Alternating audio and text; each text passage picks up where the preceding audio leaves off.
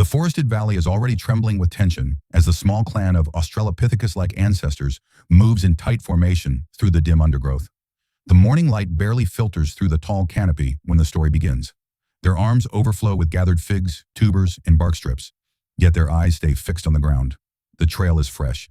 Something massive passed through only moments ago. Their leader, an old female with deep-cut scars across her arms, raises her hand, a sudden stop.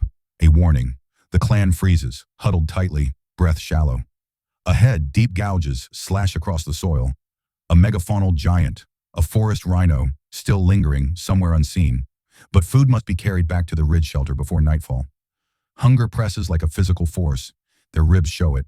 The old matriarch gestures sharply. They move again, quieter now. But fate strikes first. A juvenile at the rear stumbles as the ground trembles. Birds erupt upward in a frantic cloud. A colossal silhouette emerges through branches.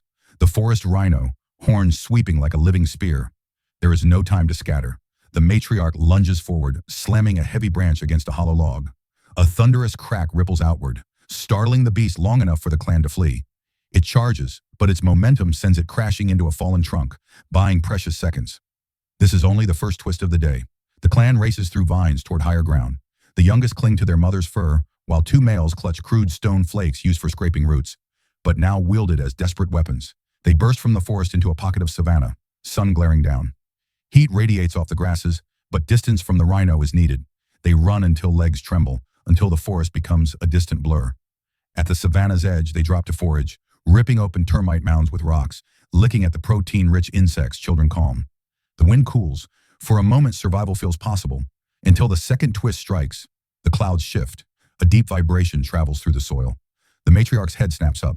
To the east, a herd of giant tusked gomphotheres thunders toward the valley, migration triggered by a storm forming on the horizon. If the clan remains exposed, they will be crushed beneath a cascade of prehistoric giants. The matriarch leads them toward a narrow ravine, but halfway across the open plain, the wind explodes with violent force. Dust spirals upward. Lightning cracks. Rain lashes down, turning dirt to slipping clay. The gomphotheres veer unpredictably, a living wall of tusks and tons sweeping across the clan's path. The smallest children cry silently, gripping their mothers. A male slips. Another pulls him upright. Stones clatter from their hands. The storm roars louder. The matriarch makes a brutal, instinctive choice. Toward the ravine, even deeper into danger. If the clan hesitates now, the herd will overrun them. They sprint, bodies low, rain blinding them. A young female carrying an infant nearly falls. Another ancestor grabs her, dragging both through the mud. The herd's footfalls hammer the earth behind them, closing in. Then the climax strikes. A massive gomphothere, separated from the herd and confused by the storm, charges directly at the clan's escape route. Its tusks tear through shrubs, its trunk whipping in panic. The matriarch leaps onto a boulder, raising her arms high, making herself look impossibly large despite her small frame. She slams a rock repeatedly against the stone. The sharp echo rings through the ravine. The beast hesitates, just for a breath. Enough. The clan dives into the ravine, sliding down the slick slope. The gomphotheres plows past the entrance, unable to turn. The herd thunders by, shaking the earth but missing the hiding place entirely. Silence slowly returns, broken only by rain dripping from ledges. The clan gathers in the shelter of an overhang, soaked and exhausted but alive. The matriarch collapses into a crouch, chest heaving.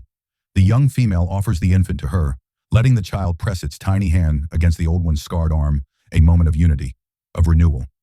As the storm clears, the clan shares the figs and tubers protected through all the chaos. Steam rises from the valley as sunlight returns. Their world remains perilous. But as the clan eats together, pressed close, their survival becomes its own kind of legend.